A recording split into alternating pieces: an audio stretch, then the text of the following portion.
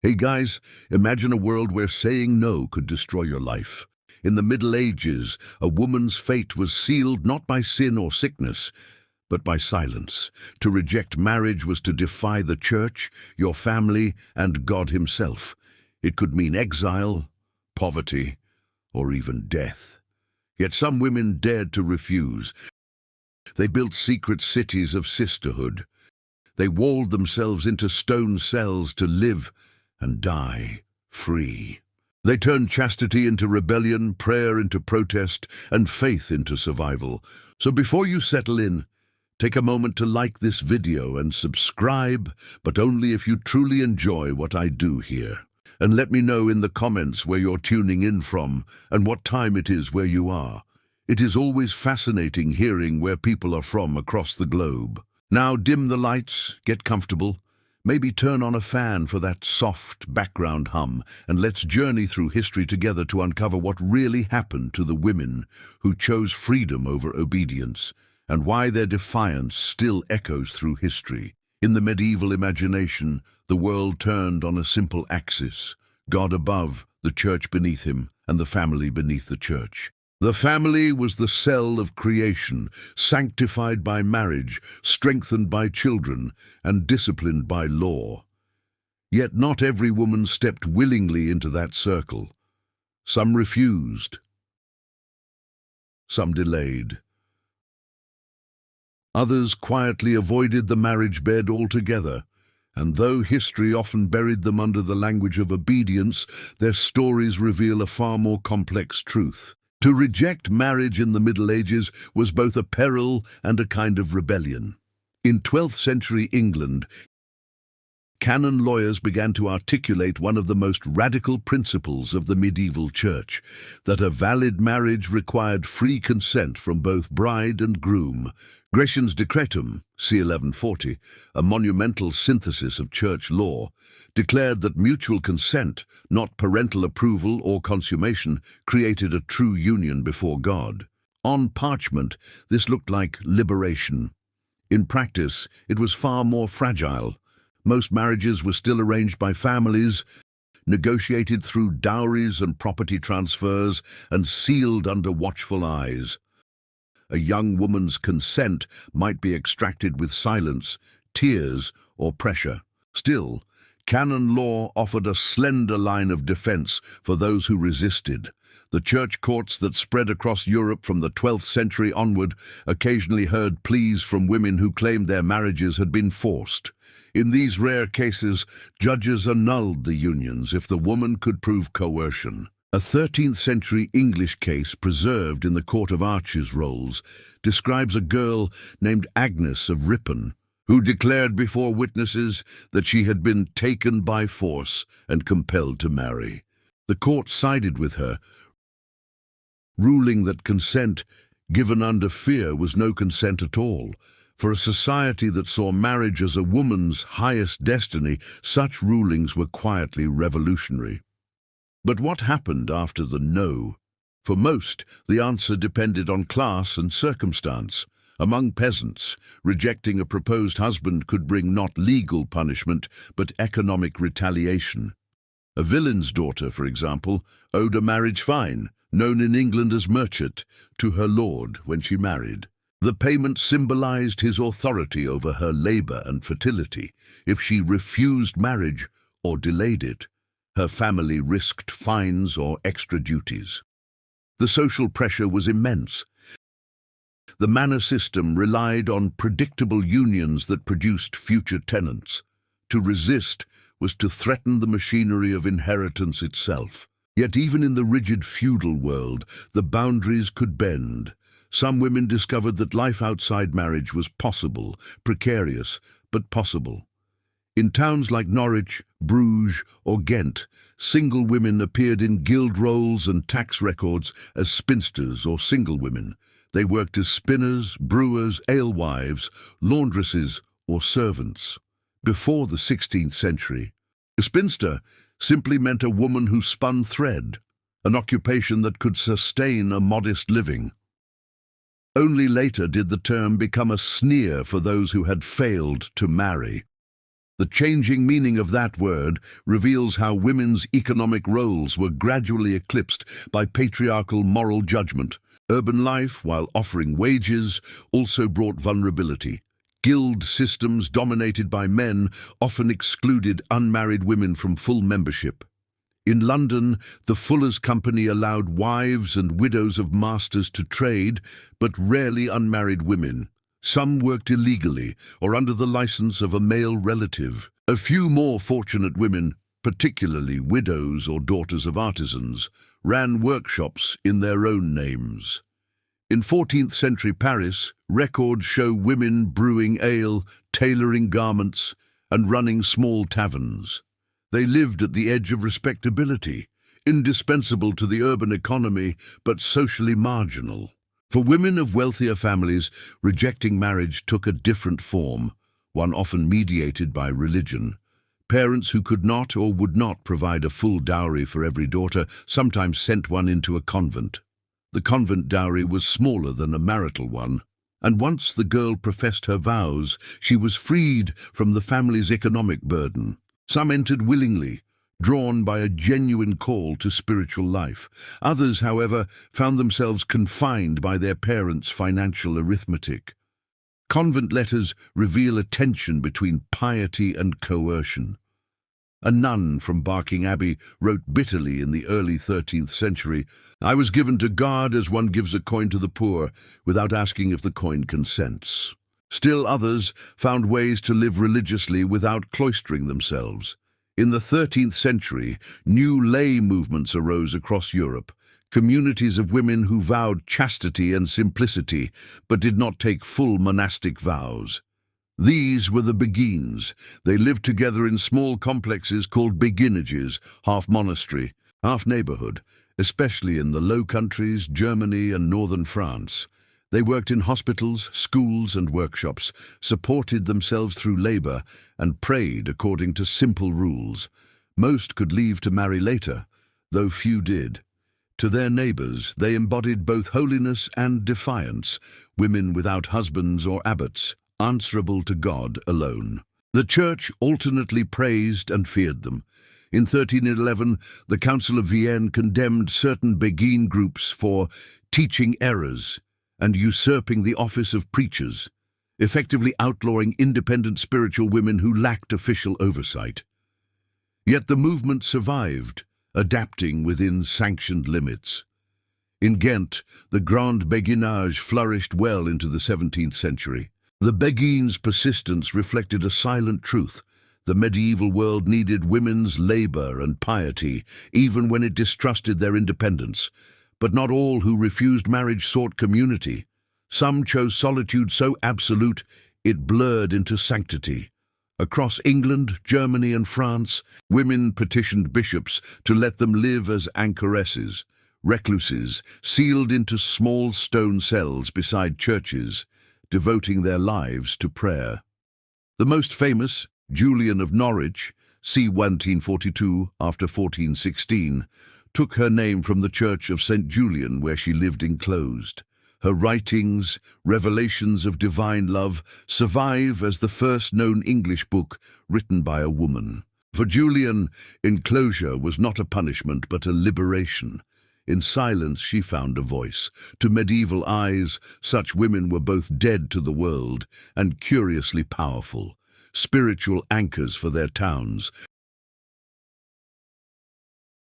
consulted by priests, widows and merchants alike. Thus, to reject marriage was to walk a narrow ridge between necessity and faith. The unmarried might be scorned, exploited or sanctified, sometimes all at once. Beneath the sermons and manorial roles, they formed a quiet undercurrent of resistance that defied both economic and theological expectation.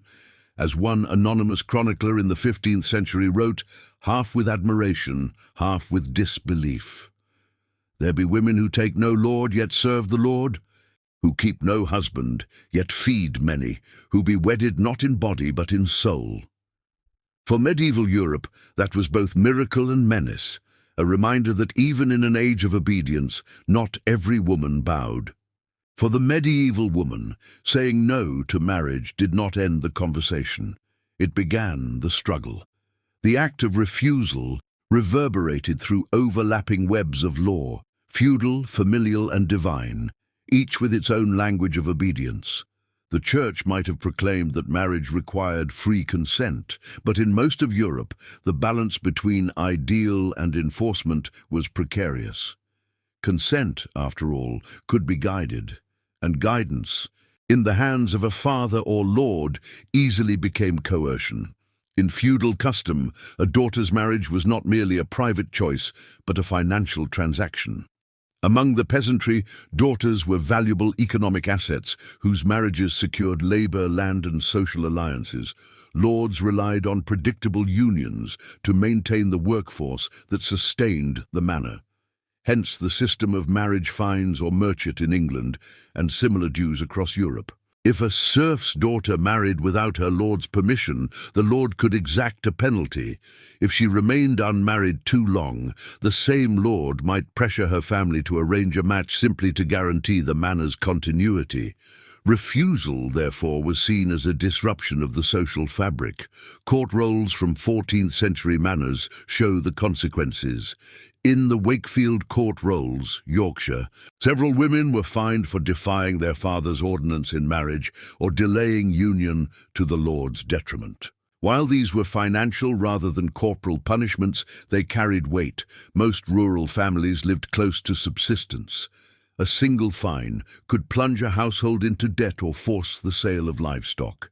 Resistance, then, cost money as well as reputation. In noble families, where dynastic marriage was political currency, the stakes rose sharply. A daughter who refused her appointed husband threatened inheritance lines, dowry contracts, and alliances. Fathers could not legally force marriage after the 12th century. Canon law forbade it. But they wielded subtler tools: confinement, deprivation, and manipulation of property. Letters from the French nobility in the 13th century record fathers withdrawing dowries or threatening to disinherit daughters who resisted their chosen suitors. In one case preserved in the Registre du Parlement de Paris, a noblewoman named Marguerite de Beaumont fled to a convent rather than marry a widower twice her age. Her father petitioned the court to reclaim her for correction and obedience. The judges sided with him, ruling that Marguerite must return home, though they stopped short of compelling her to marry. The Church itself sat uneasily between these pressures. On parchment, its canonists defended female consent. In the pulpit, its priests preached wifely submission. Bishops condemned forced marriage, but also chastised disobedient daughters as threats to natural order. Sermons from the Dominican preacher Jacques de Vitry, early 13th century, describe women who feigned piety to avoid husbands, warning that the devil tempts maids to false holiness. To reject marriage for spiritual reasons was only legitimate if sanctioned by ecclesiastical authority. Otherwise, it smelled of pride or heresy. Still, some women invoked the Church's own laws to defend themselves. One remarkable case comes from the life of Christina of Markyate, c. 1096 to c. 1160, an Englishwoman whose resistance to marriage became legend. Born into a wealthy family, Christina vowed chastity at a young age, angering her parents. Her mother attempted to seduce her into breaking her vow by bringing a handsome suitor to her chamber, while her father tried to force her into marriage. Christina fled, hiding among hermits and anchoresses until Archbishop Thurston of York granted her protection. Her vita, written later by monks of St. Albans, presents her as a saintly exemplar of chastity. Yet beneath the hagiography lies a legal victory. The Church ultimately recognized her vow as valid and her coerced engagement as void. In the tension between paternal authority and spiritual autonomy, Christina carved out a narrow space for defiance. For others, defiance brought exile rather than sanctity. A 13th century statute from the German city of Lübeck stipulated that unmarried women of wandering or idle habit could be expelled as vagrants. Civic authorities anxious about moral order, often conflated independence with immorality. In Florence, unmarried women without family protection risked being labeled meretrices, prostitutes, simply for living alone. Italian notarial records show single women taking extraordinary measures to guard their reputations, hiring male guardians, swearing public oaths of chastity, or obtaining clerical certificates attesting to their virtue. Legal distinctions also shaped their fates. In English common law, an unmarried woman, a feme sole, had greater capacity to own property or sign contracts than a married woman, feme covert, whose legal identity merged with her husband's. Ironically, this made spinsterhood both stigmatized and, in limited ways, empowering. Urban widows and single women could sue, trade, and lease property in their own names. Yet because most property transmission favored males, few had enough wealth to exploit that autonomy fully. Punishment for refusing marriage rarely took the form of formal prosecution. Instead, it was social. Women might be ridiculed in local songs and tales as shrews or witches. Popular culture was unforgiving to those who disrupted gender norms. The 14th century English Paston letters include gossip about a woman who will none husband and is thought queer in her wits. The association between unmarried women and witchcraft would harden in later centuries, but its seeds lay in medieval suspicion of the woman who stood alone.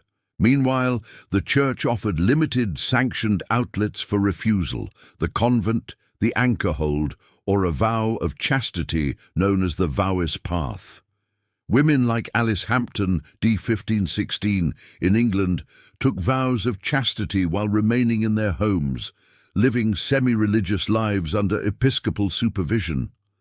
These women enjoyed respect and sometimes even influence, but their status depended on wealth. A poor woman who made a similar vow without protection risked starvation or accusation of hypocrisy.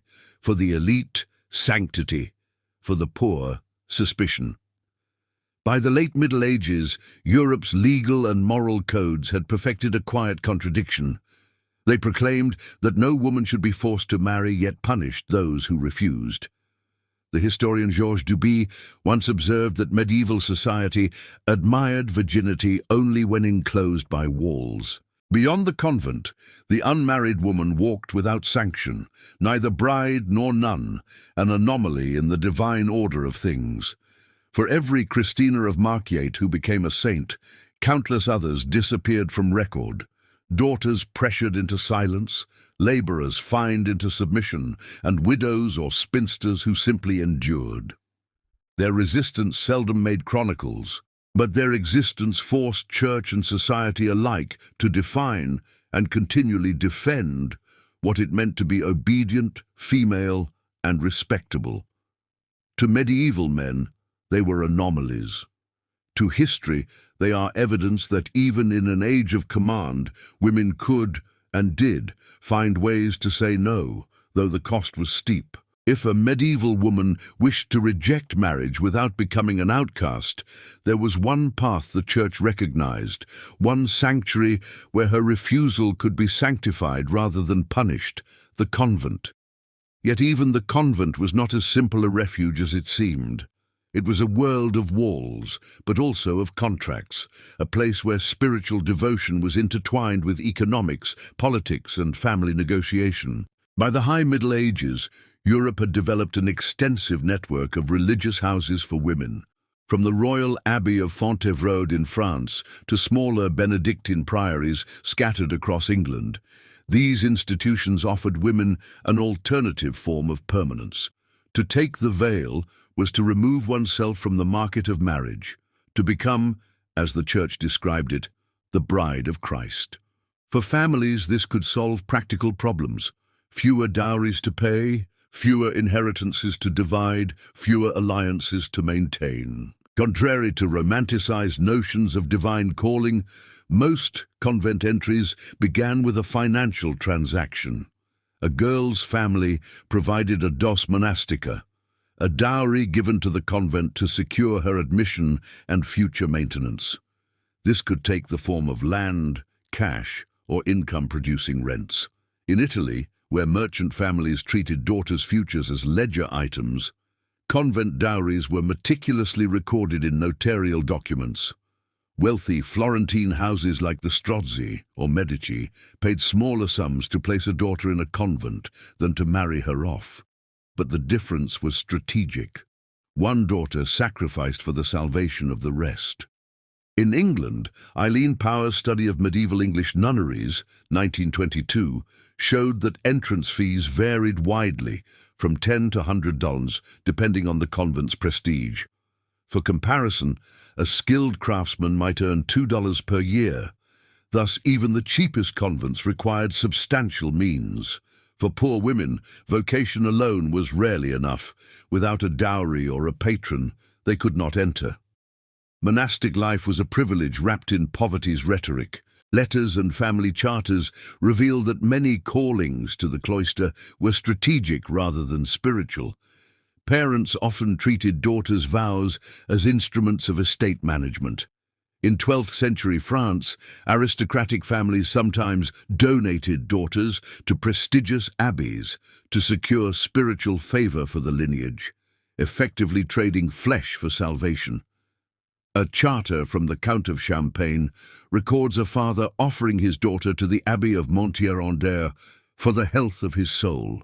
The daughter's voice is absent. Yet even coerced entry could evolve into sincere vocation. Many nuns developed genuine religious authority and intellectual life once inside. In some houses, especially Cistercian, Benedictine, and later Dominican communities, women studied scripture, wrote letters, copied manuscripts, and composed music. The 12th century's Age of the Abbesses produced figures like Hildegard of Bingen, the German Benedictine visionary, physician, and composer, whose surviving writings show a powerful intellect that would have been impossible within a marriage. Her works, Scivias and Physica, circulated among popes and emperors. The convent thus became an arena of paradox. At once a cage and a platform, within its walls, a woman was bound by vows of chastity and obedience, yet freed from many of the daily dangers of patriarchal control. The Bride of Christ answered to no husband, bore no children, and could, within the rules of enclosure, command respect as a spiritual mother. In practice, many convents were semi-autonomous. They managed estates, hired laborers, and acted as economic actors in local communities. Abbesses often wielded significant administrative and legal authority. The abbess of Fontevraud, for example, presided over both monks and nuns, a rare inversion of gender hierarchy. Founded in 1101 by Robert of Arbrissel, Fontevraud housed men and women under female leadership, a structure so radical that later popes tried and failed to reverse it. The abbess answered directly to Rome, not to local bishops, an extraordinary independence for a woman in the 12th century. Abbesses also engaged in diplomacy. The abbess of Las Huelgas in Castile, for instance, exercised quasi-royal power, commanding vassals and settling disputes. At Barking Abbey in England, the abbess corresponded with kings and managed one of the richest nunneries in the realm. Yet for every Barking, there were dozens of smaller houses barely surviving on rents and alms. For less privileged women, convent life could be austere and confined. Many slept in shared dormitories, rose before dawn for matins, and labored in the fields or scriptoria. Some convents became overcrowded or impoverished. Others were prey to the corruption of patrons who treated them as family holdings. The freedom they offered was real but conditional, secured by enclosure and obedience. Virginity held immense symbolic power in medieval Christianity. The Church elevated the virgin above the wife, seeing in her an image of spiritual purity. Yet this exaltation was double-edged. The virgin's sanctity existed only in opposition to her potential corruption. To remain chaste was to hold one's body as sacred property, a vessel that must never be claimed. Theologians like St. Jerome and St. Augustine praised virginity, but warned that a woman who chose it over obedience might fall into pride. Virginity was holy only when sanctioned by male authority. Still, in a world where most women's identities were defined by motherhood, the Virgin could become an icon of autonomy. Hildegard of Bingen interpreted virginity not as passivity, but as creative force. Viriditas, the greenness of divine vitality. In her writings, the Virgin is fertile in spirit, bringing forth wisdom rather than children. For women who refused marriage, this language provided a sacred vocabulary for self-ownership. Yet not all brides of Christ entered freely. Chronicles record episodes of resistance, novices escaping over convent walls, parents locking daughters in cells until they took vows, and clerics mediating disputes between rebellious postulants and their families. In 1216, Pope Honorius III issued a decree forbidding the forced veiling of women, a tacit acknowledgement that the abuse was widespread. Some women appealed directly to bishops for release. The Episcopal registers of Lincoln, England, record petitions from girls claiming they were professed in fear and under constraint. Some were permitted to return to secular life. Others were ordered to remain, their fears deemed worldly. In effect, the convent offered the only legitimate escape from marriage, yet it demanded another kind of surrender. A woman who entered gained protection from one hierarchy only by submitting to another. Still, within those cloisters, some discovered a voice unthinkable outside. When Heloise, the gifted pupil of Peter Abelard, entered the convent at his urging, she lamented the loss of her passion, but later rose to become abbess of the Paraclete. Her surviving letters blend intellect, grief, and authority, an enduring testament to how enclosure could become its own form of rebellion. If the convent represented the church-sanctioned refuge for unmarried women, the beguinage was its unregulated frontier, a space between the sacred and the secular, where women built communities of labor, prayer, and mutual aid without taking formal vows. These women, called beguines, were neither nuns nor wives. They were something in between, and for a time they reshaped the spiritual and social landscape of medieval Europe. The beguine movement first appeared in the late 12th century in the Low Countries, the bustling, mercantile heart of medieval Christendom. In cities like Liège, Ghent, and Bruges, industrial growth and crusading patterns had produced a demographic imbalance. Many men were away at war or dead, leaving behind a surplus of unmarried and widowed women. At the same time, urban wealth was expanding rapidly. Textile trades, brewing, and the wool market created new opportunities for women's labor and wages. Out of this intersection of prosperity and absence grew a quiet revolution, women forming independent religious communities without waiting for clerical permission. The earliest known beguines gathered around Marie d'Oignies, 1177-1213, a laywoman near Liège, renowned for her devotion and charitable works. After convincing her husband to live chastely, Marie withdrew to serve lepers and orphans. Her reputation spread. Others imitated her life. The priest Jacques de Vitry, her confessor and later Bishop of Acre, wrote a vita describing her holiness and extreme austerity, fasting, weeping, and ecstatic visions. But what truly disturbed clerical observers was not her mysticism, it was her independence. Marie had no abbess, no convent rule, no ecclesiastical superior.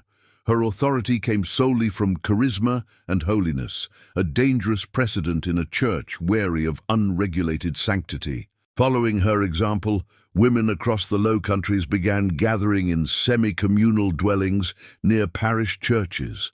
They lived singly or in small groups, supporting themselves through spinning, weaving, nursing, or teaching.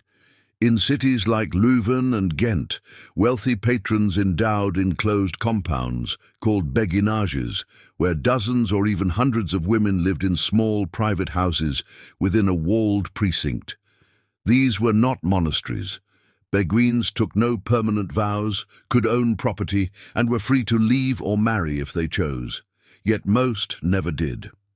They had found within those walls something that medieval society rarely granted women: autonomy. Daily life in a beguinage blended labor and devotion.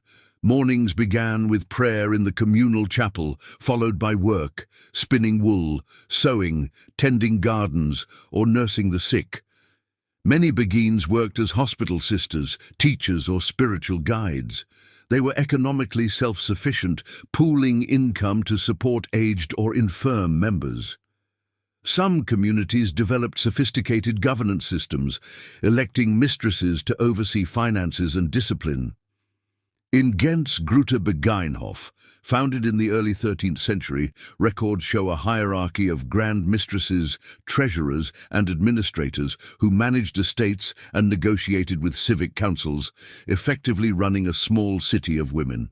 The beguines blurred every line that medieval men drew. They were religious without being cloistered, celibate without being under vows, communal without being monastic, and female without being subordinated to husbands or abbots. This made them profoundly unsettling to both church and society. For centuries, women's virtue had been measured by their obedience to male authority, father, husband, or confessor. The beguines had none. Their obedience was horizontal, negotiated among themselves. They were women governing women. Yet their independence did not mean isolation. Many were integrated into civic life. They cared for the sick during plagues, taught orphaned girls, and produced goods that sustained urban economies. In many towns, beguinages were respected institutions. Their chapels served as neighborhood centers for worship and charity. Spiritual independence, however, carried a price.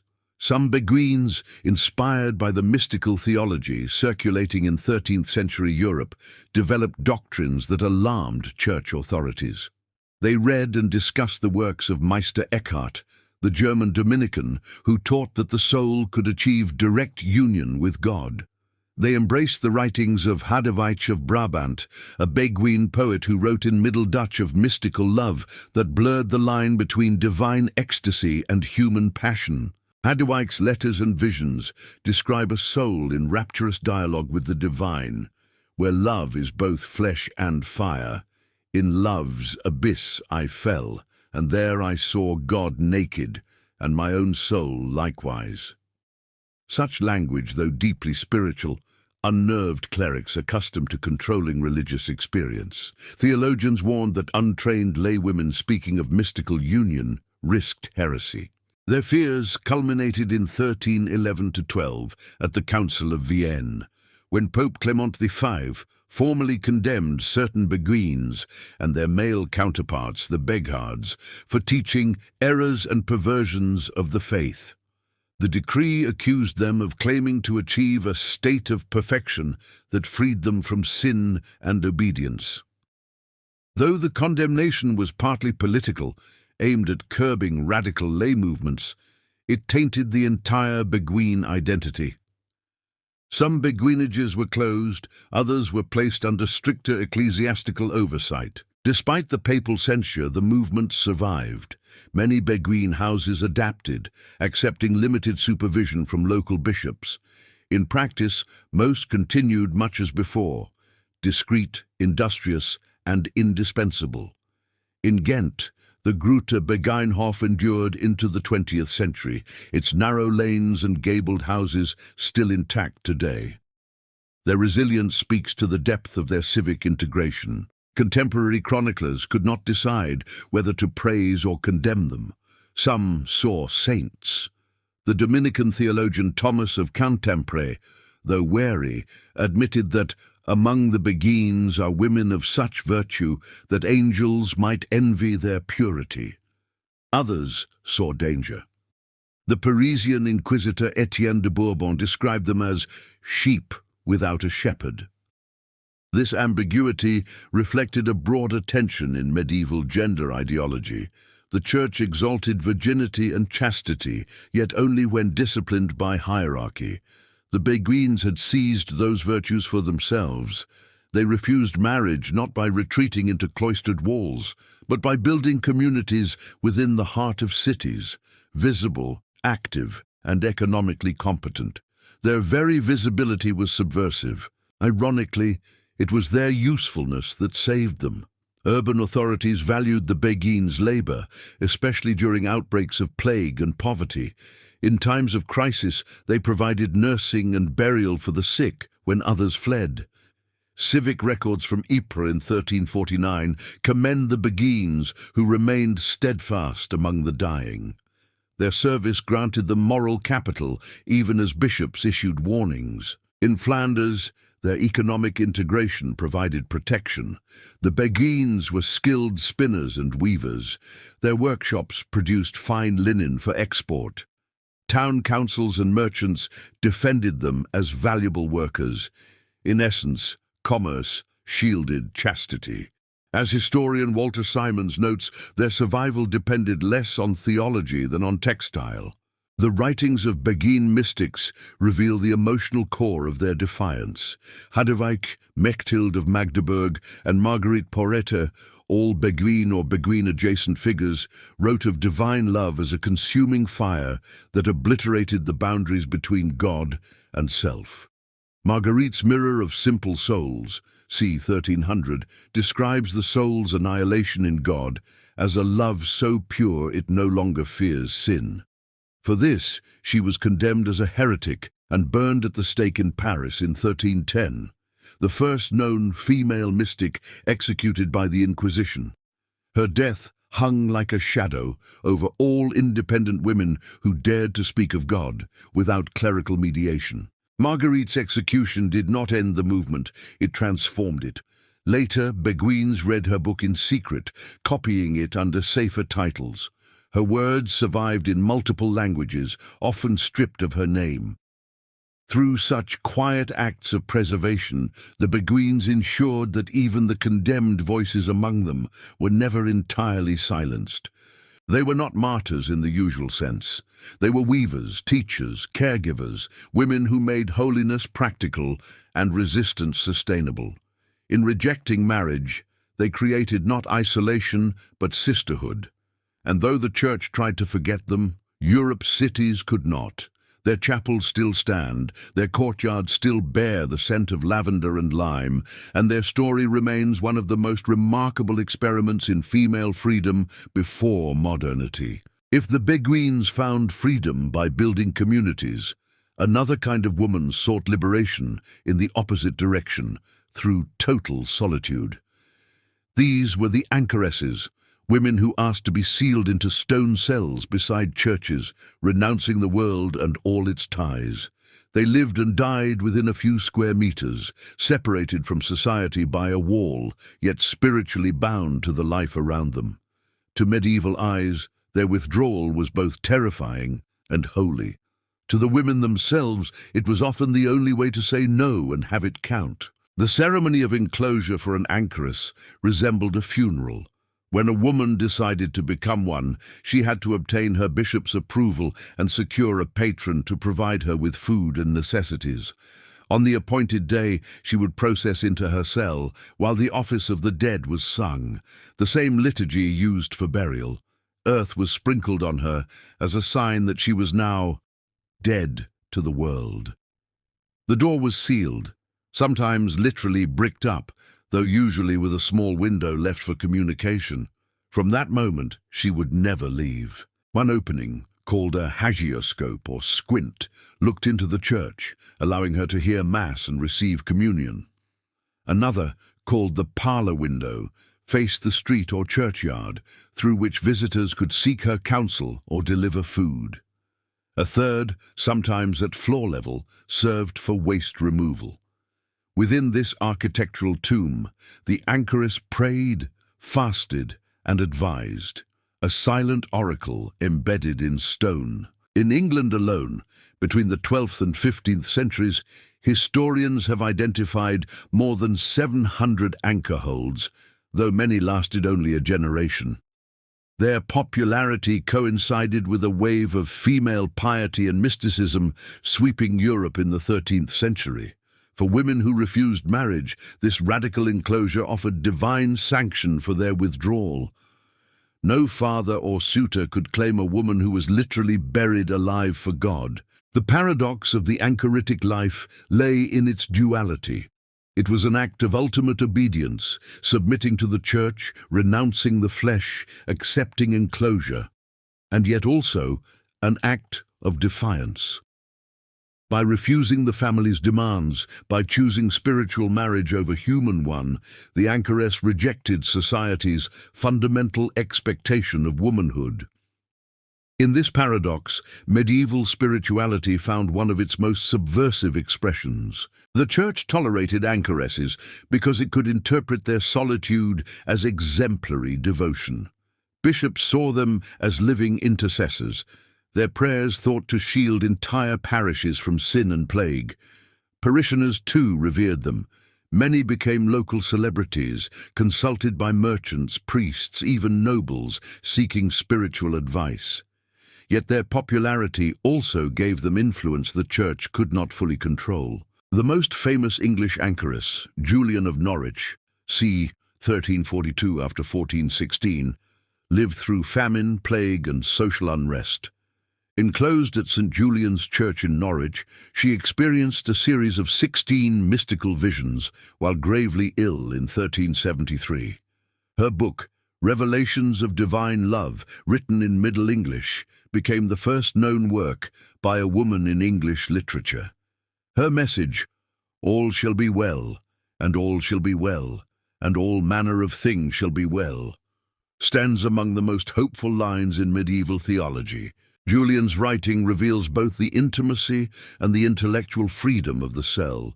She contemplated theology without clerical supervision, reflecting on sin, love, and the maternal nature of Christ.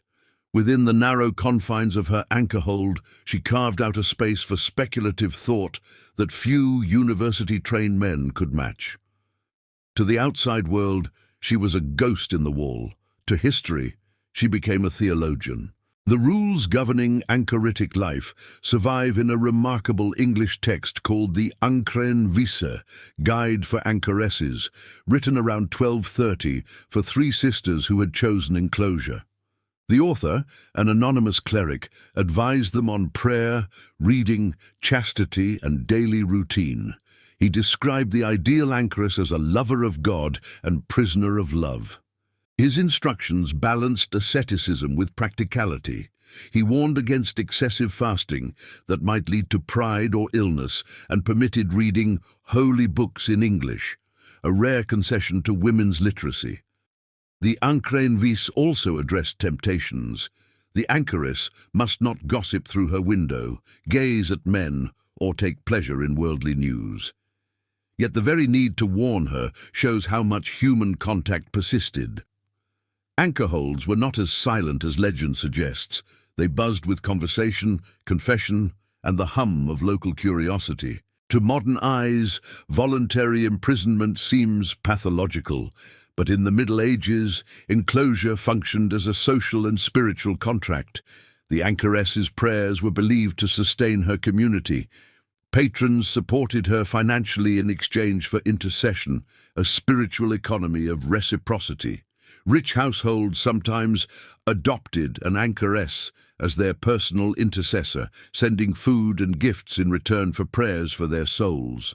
Documents from the Bishopric of Winchester record annual stipends paid to several anchoresses, 2 bushels of wheat, a gallon of wine, and a pound of wax each year, along with clothing on feast days.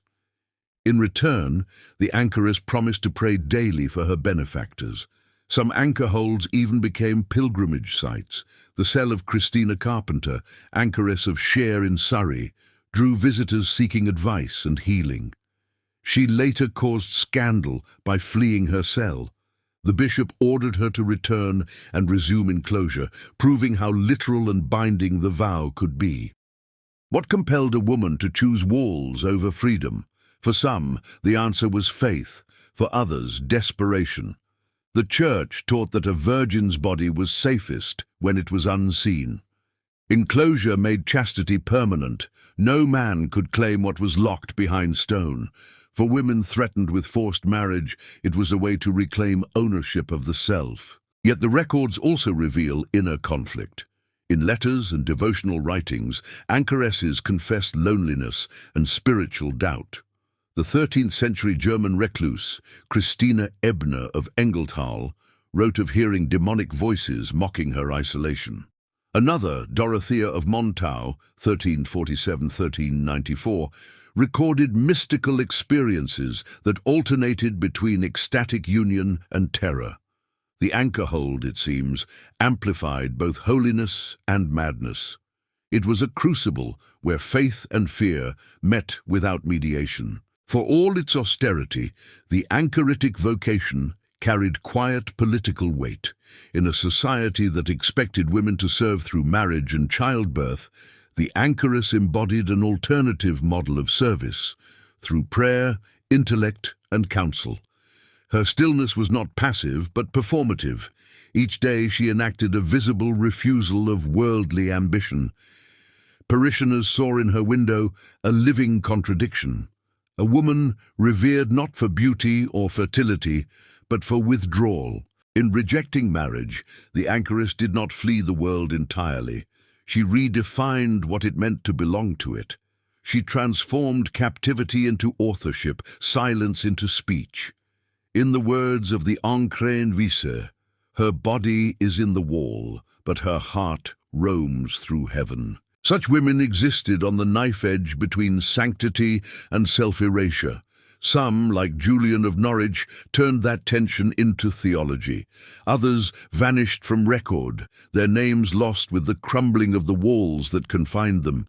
Yet collectively, they testify to an extraordinary truth about medieval womanhood, that even within the strictest hierarchies, there were forms of freedom that no law could anticipate. Freedoms born not from escape, but from stillness. For most medieval women, there was no cloistered refuge, no patron saint of solitude, no bishop willing to bless their refusal. To remain unmarried in the world was to occupy an ambiguous space, legally visible yet socially invisible, tolerated yet distrusted. These women filled the margins of manorial rolls, tax lists and parish registers under labels that reveal as much prejudice as description: femme sole, spinster, harlot, good wife without husband. The medieval world depended on marriage as its organizing principle, not simply for reproduction, but for labor, inheritance, and morality. A married couple formed a miniature economic unit: the husband's plough and the wife's spindle, the man's legal presence and the woman's domestic management. To refuse marriage was, in effect, to refuse participation in that fundamental structure. The unmarried woman therefore stood outside the visible order of things, and society, uncertain what to make of her, invented explanations that often veered toward suspicion. In the countryside, unmarried women could survive but rarely prosper. The manorial system, which governed rural life in much of Western Europe, allocated land through households. A peasant's rights and obligations, rents, labor dues, inheritance, were tied to his or her family status. A woman without a husband or adult son had limited claim to tenure. Yet the records show that some did hold land in their own names, particularly widows and elder daughters. The Halesowen court rolls, England, 1270–1350, contained dozens of entries for women who held half vergates or small garden plots. Many are labelled femme soles, meaning they were legally independent. They could appear in court, pay rents, and even sue or be sued. But independence had costs. Without a husband to share labour or offer protection, these women often relied on hired help or kin. They were required to perform manorial work, carting, weeding, threshing, tasks that were grueling and gendered. Some supplemented their income through spinning, brewing ale, or gathering firewood, all subject to fines if done without permission. Socially, their unmarried status was read as deficiency. Village custom associated womanhood with service, to a husband, family, or master. The woman who served none risked being labelled idle or immoral. English manorial courts occasionally fined loose women or vagabond maids for harbouring strangers, selling ale illegally, or wandering after hours.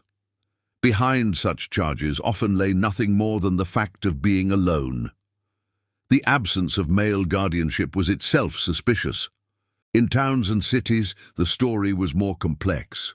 Urban economies, particularly in Flanders, England, and the German states, offered more opportunities for wage labour. Here, the unmarried woman could find precarious autonomy as a worker, servant, or artisan. Guild records from London, Paris, and Bruges list single women, soli muliers, employed in the cloth and brewing trades. In 14th century Bruges, about 1/3 of adult women were unmarried, many employed in the linen industry. Spinning and weaving were feminized trades, requiring little capital but long hours. The very word spinster, first appearing in English legal documents in the 1360s, simply meant a woman who spun thread for a living. Over time, the term hardened into a social identity, and eventually a stigma. By the early modern period, spinster came to mean an old maid, the woman who had failed to marry. In its medieval origin, however, it denoted a working woman, poorly paid but independent. Single women also ran taverns, sold bread, and traded in markets. In London's 1419 subsidy roll, over 300 women are listed as taxpayers without husbands. Some were widows, others lifelong single women. A few achieved modest prosperity, such as Alice de la Pole, a brewer who supplied Westminster Abbey. Yet the freedom of the city came with risks. Without a male relative's protection, women could be assaulted, harassed, or accused of prostitution. Municipal authorities often blurred the line between independence and immorality. Ordinances in Paris, 1367, banned women without honest occupation from living alone, associating solitude with vice. In Florence, single women were subject to curfews and required to register with parish officials. Public morality laws policed their clothing and movements, reinforcing the message that female virtue depended on supervision. For poorer single women, domestic service was the most common occupation. Nearly every large household, aristocratic, clerical, or mercantile, employed young women as servants. Many entered service in adolescence and remained until marriage or old age. Service offered food, lodging, and wages, but it also reinforced dependency. Employers often treated servants as quasi-family while maintaining strict hierarchies. For those who refused or lost such positions, destitution loomed. Some found solidarity in all-female households or informal collectives. Widows sharing rent, women pooling resources to buy food and fuel. A late medieval will from York mentions the 3 single women of St. Crux parish who lived together and prayed for their benefactors. Such small associations, though largely invisible in records, reveal how women created micro-communities of survival outside convents or families. Others joined semi-religious sisterhoods, Bizocchi in Italy, reclusae in Germany, who took private vows of chastity and charity but remained active in society. These women operated hospitals, taught girls, and performed funerals for the poor. They lived frugally, wearing grey or black gowns, and were sometimes confused with beguines. Church authorities tolerated them as long as they remained orthodox and useful.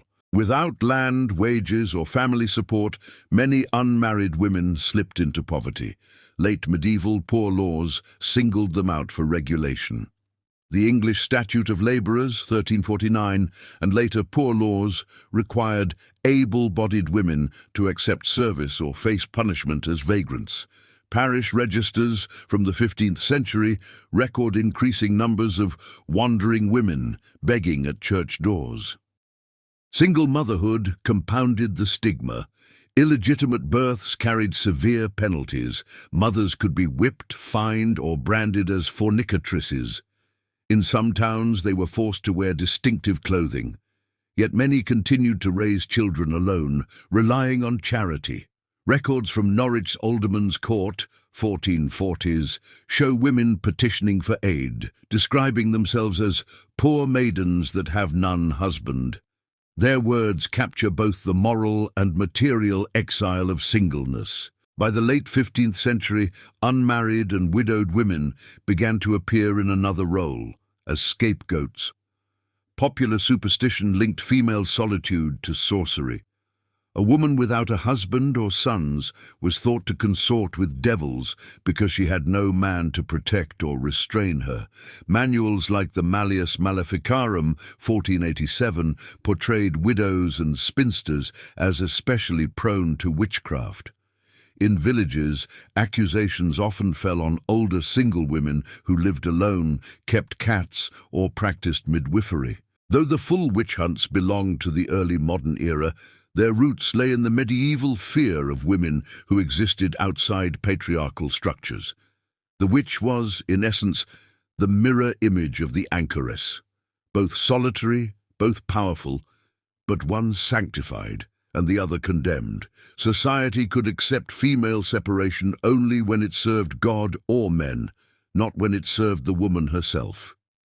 Ironically, the law sometimes granted more rights to single women than to wives.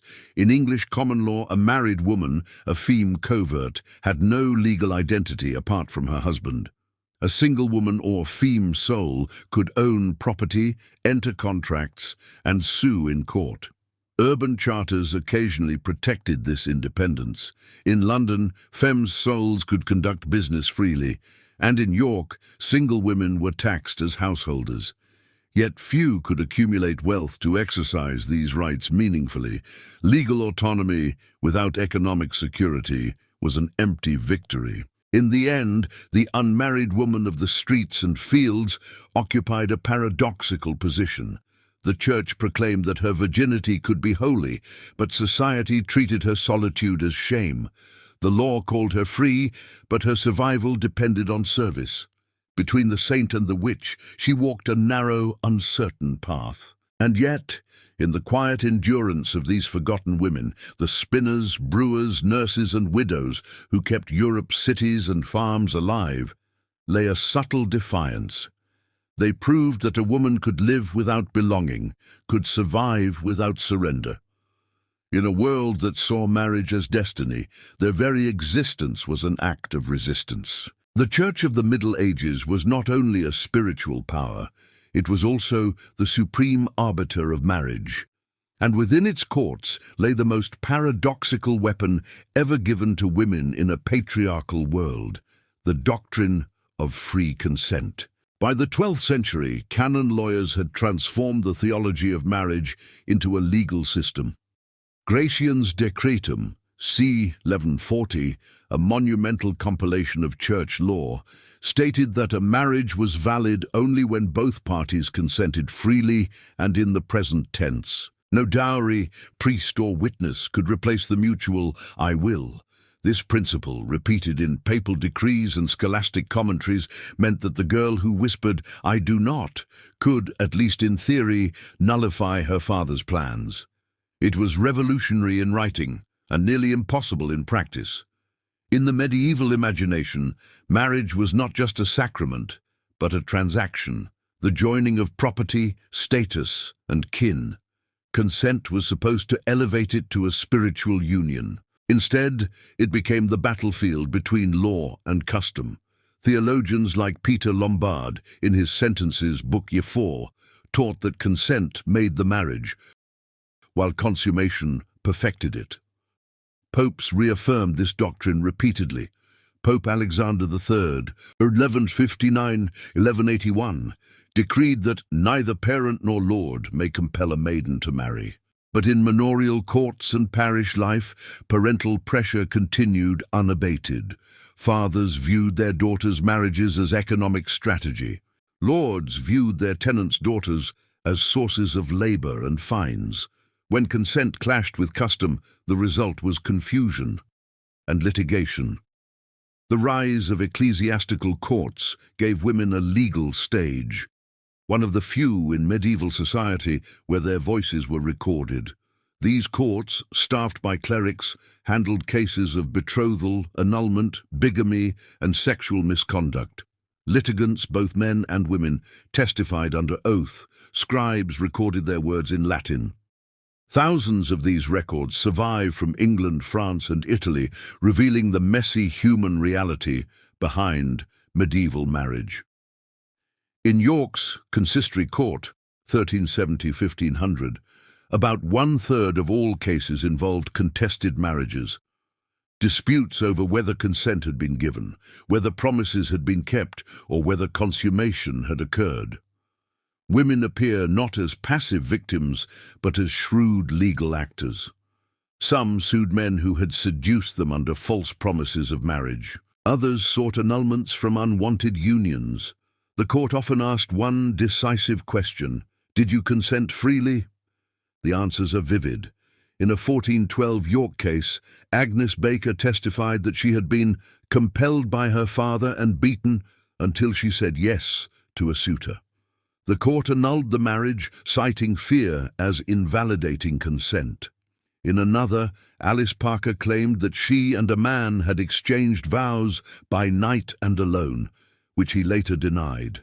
The judges ruled the clandestine marriage valid, to his dismay. The same law that protected unwilling brides also trapped unwilling grooms. Because consent, not ceremony, made marriage valid, couples could, and often did, marry secretly. A mutual promise spoken in the present tense, "I take you as my husband," before witnesses was legally binding, even without priest or parish announcement. This loophole allowed lovers to bypass parental control, but also produced chaos. Parents denounced such unions as sinful. Bishops denounced them as unrecorded. By the 13th century, clandestine marriages had become a social problem large enough for reform. The Fourth Lateran Council, 1215, ordered the public proclamation of bans before a wedding, aiming to expose pre-existing unions or consanguinity. Yet enforcement remained inconsistent. For women, secrecy cut both ways. It allowed some to escape arranged marriages, but it also left them vulnerable if the man denied the vows. A promise whispered in a field might be binding before God, but impossible to prove in court. In one London case, 1292, a woman named Cecily of Kingston claimed she had married a man in the presence of the stars and the moon. The judge, more bureaucrat than poet, dismissed her plea for lack of witnesses. Paradoxically, the same church that enforced chastity also became a refuge for women resisting coercion. A girl threatened with an unwanted marriage could claim sanctuary in a church, literally fleeing to the altar and declaring herself under divine protection. Chroniclers describe fathers dragging daughters from church porches while priests intervened. In a notable case from 1181, recorded in the Chronicon of Roger of Hoveden, a young Englishwoman named Matilda de Senlis fled to St. Albans Abbey to avoid a forced match. The abbot defended her right to refuse, citing Alexander III's decree on consent. The suitor withdrew, and Matilda remained a lay sister at the abbey. Such episodes illustrate how women learned to use canon law as a shield. They might not read Latin, but they understood the principle. The Church's own doctrine could be turned against male coercion. Not all refusals were heroic. Some women and men exploited canon law for personal gain. If a marriage proved inconvenient, politically, financially, or emotionally, one could seek annulment by claiming that consent had been coerced, vows pre-existent, or kinship too close. Wealthy families sometimes engineered these annulments through bribery or influence, but for ordinary women, annulment was often the only escape from abuse or forced unions. Courts sometimes granted separation from bed and board, a mensa et thoro, to wives suffering violence. In 1318, the London Diocesan Court ruled in favour of Alice of Reading, who claimed her husband beat her cruelly and forced her against her will. The court ordered him to provide her maintenance while she lived apart, a rare legal recognition of marital abuse. The Church's insistence on consent also reshaped the ideal of female sanctity. Virgin martyrs of legend, Agnes, Cecilia, Lucy, were celebrated precisely for refusing pagan husbands. Their stories, copied in countless sermons and manuscripts, offered symbolic validation for real women's resistance. The message was clear. A woman's will could be holy if it served divine love rather than earthly marriage. Yet these same tales reinforced the notion that refusal was acceptable only when framed as chastity. To reject marriage for personal freedom remained sinful pride. To reject it for God was sanctity. The law of consent, therefore, opened a narrow gate. Women could claim autonomy only by surrendering it to heaven. By the 15th century, ecclesiastical courts had become a familiar, if imperfect, venue for resolving marriage disputes. Their rulings echoed across Europe, shaping later civil law. The principle that marriage required free consent would eventually re-emerge in Enlightenment thought as a foundation for modern ideas of individual rights. But in its medieval cradle, it remained a fragile compromise, born from theology, twisted by politics, and sustained by the courage of those who dared to use it. In the end, the Church's insistence that consensus facit nuptias, consent makes marriage, created a paradox it could never fully control. It granted women a theological right that social reality denied them, forcing every village and parish to confront an uncomfortable truth, that a woman's yes and or her no could make or unmake the most sacred bond on earth. And in that small Latin phrase, whispered in courtrooms and cloisters alike, lay the seed of something larger than canon law, the medieval discovery that a woman's will was, at least in theory, her own. In parchment and paint, the Middle Ages told stories about women who said no. They appear in manuscripts, frescoes, and stained glass, their gestures frozen at the moment of refusal. To the medieval imagination, that no could sanctify or destroy. The same act that made a saint of Agnes could condemn a peasant girl as disobedient. The difference lay not in the refusal itself, but in who authorized it, God or the devil, heaven or pride. The earliest and most enduring models of holy defiance were the virgin martyrs, young women who rejected earthly suitors in favor of divine love. Their stories, composed in late antiquity and recopied throughout the medieval period, formed the moral template for female resistance. Foremost among them was Saint Agnes of Rome, a 12-year-old noble girl executed under Diocletian for refusing marriage. Her Passio circulated widely in Latin and vernacular forms. Agnes spurned the governor's son, declaring herself betrothed to Christ. When threatened with death, she replied, "I am already promised to him who is greater." Her legend was copied in English homilies, French chansons, and Italian frescoes, where she appears serene amid torment, the Lamb of Purity beside her feet. Saint Cecilia, patron of musicians, likewise resisted marriage, converting her husband instead. Saint Lucy, Saint Catherine of Alexandria, and Saint Margaret of Antioch followed similar patterns. Young, beautiful, and unswerving, they refused pagan or lustful men and suffered martyrdom. Their tales blended sensual imagery and ascetic virtue. The beauty that provoked desire became the instrument of spiritual victory. Medieval preachers used these saints to instruct women in virtue.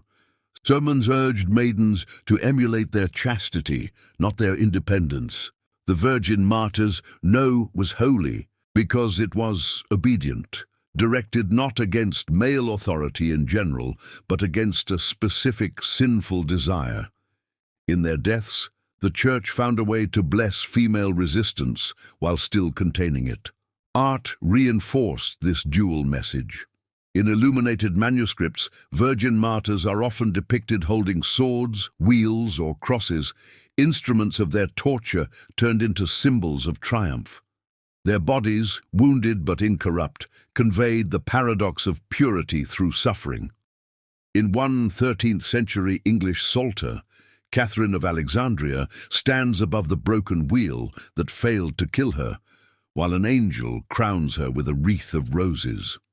Such imagery offered medieval women an alternate ideal of power, one achieved not through obedience to husbands, but through spiritual integrity. Yet the cost of that power was annihilation. The Virgin's victory required her death. To live unmarried and unpunished was far more dangerous. If saints' lives celebrated spiritual defiance, secular literature punished domestic rebellion. Medieval romances, fabliaux, and moral tales are filled with warnings against the wayward maid. In Chaucer's Canterbury Tales, the Clerk's Tale tells of Griselda, a peasant wife tested by her husband's cruelty and praised for her absolute submission. Griselda is the anti-Agnes, the woman whose holiness lies in saying yes, not no. Her story, translated from Petrarch's Latin and Boccaccio's Italian, circulated widely in Europe as a model of wifely patience. Other stories mocked unmarried women as unnatural. In the French fabliau La Vieille Truande, an old spinster laments that no man would have her, and God forgot her too. Such tales reduced unmarried women to figures of ridicule, comic warnings of what awaited those who failed to marry. Between these extremes, the martyred virgin and the obedient wife, there was little cultural room for women who simply wanted to live alone. The figure who best captures the medieval tension between purity and sin is Mary Magdalene, neither virgin nor wife, but something in between. Medieval legend transformed her from a disciple of Christ into a reformed prostitute, making her a model of repentance rather than refusal. She embodied the possibility of redemption through submission to divine love, a counterpoint to the stubbornness of women who refused both marriage and repentance. In sermons and mystery plays, the Magdalene's transformation offered comfort to women who had strayed from chastity, but it also reinforced the idea that autonomy was sinful unless surrendered to God. Even redemption required dependence. Despite the Church's efforts to contain them, some female saints became symbols of broader defiance. Christina the Astonishing, 1150–1224, a Belgian mystic, famously refused marriage and lived as a recluse, performing strange feats, levitating, sleeping in ovens, crawling into coffins. Her bizarre sanctity shocked clerics but inspired commoners who saw in her madness a protest against worldly control. Joan of Arc, 1412–1431, inherited this lineage of holy defiance. Though a product of the late Middle Ages, she embodied the same tension between obedience and rebellion. Joan refused marriage, cut her hair, and dressed as a man, acts that violated both social and ecclesiastical law. Tried for heresy and cross-dressing, she was condemned and burned, yet within a generation she was hailed as a saint. Her death, like that of the Virgin martyrs, transformed personal refusal into collective salvation. For ordinary women, these stories provided moral mirrors, however distorted. Parish churches displayed frescoes of virgin martyrs beside images of Eve, the obedient bride of Christ beside the rebellious mother of sin. The message was plain. Female will was powerful, but dangerous. Properly directed, it made saints. Misdirected, it made sinners. And yet, the endurance of these legends hints at a fascination that bordered on admiration. The Virgin's defiance thrilled even those who feared it. Her story allowed medieval society to imagine a woman who could say no, so long as she did it for God. Outside the Latin and literary tradition, folk tales preserved earthier versions of female resistance. In English and German ballads, stubborn maidens often outwitted suitors or used clever tricks to delay marriage. The Scots ballad, The Broomfield Hill, tells of a woman who pretends to sleep to test her suitor's honour, while The Maid and the Palmer reimagines the Virgin Mary as a wandering penitent who has evaded men's advances. In these popular retellings, refusal becomes wit rather than sanctity, a survival tactic rather than a creed. They hint at an undercurrent of folk feminism, the belief that a clever woman could navigate male power not through obedience, but through cunning. By the late Middle Ages, the image of the unmarried woman had splintered into archetypes: the virgin martyr, the holy anchoress, the witch, the widow, the spinster, the fool. Each reflected society's struggle to define female autonomy. Yet through all these variations runs a single thread: the unease provoked by female refusal. Medieval art and literature could not quite suppress their admiration for these women. Even when it mocked or punished them, it preserved their memory. The stained glass of Chartres Cathedral still glows with the image of St. Catherine crushing her wheel. The carvings at Norwich still depict Margaret wrestling the dragon. Beneath their legends lies a shared defiance. Each stood alone, and each chose death or hardship over obedience. The culture that canonized them also feared them, but it could not forget them. For in every sermon, every manuscript illumination, every miracle tale retold to restless parishioners on winter nights, the medieval world rehearsed the same dangerous question: what happens when a woman's will is her own? To reject marriage in the Middle Ages was not only to refuse a husband, it was to refuse an entire economic system built around exchange. Marriage was a transaction as much as a sacrament, binding families through money, land, and alliances. A woman who declined it disrupted a network of debts, dowries, and inheritances that underpinned the social order. Her no reverberated in coin and parchment as much as in conscience. Across medieval Europe, marriage was a fiscal event. In most regions, a daughter's marriage required a dowry, a payment from her natal family to her husband or his kin. In return, the groom often offered a dower, the property assigned to his wife for her support in widowhood. Together, dowry and dower formed the economic architecture of matrimony, ensuring that women carried value from one household to another. The dowry was rarely optional. Families without sufficient means to endow all their daughters faced hard choices: marry some, send others to convents, or leave the rest dependent. In Florence, dowries were so essential to marriage that the city created public funds, the Monte delle Doti, 1425, to help families save for their daughters' futures. Girls were registered at birth with small deposits that matured when they married or took vows.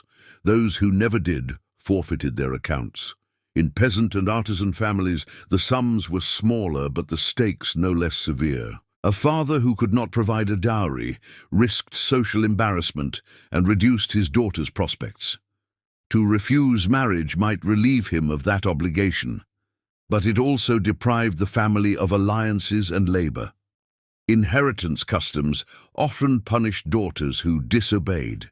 A woman who rejected a suitable match could lose her share of property or movable goods. Charters and wills reveal the language of exclusion.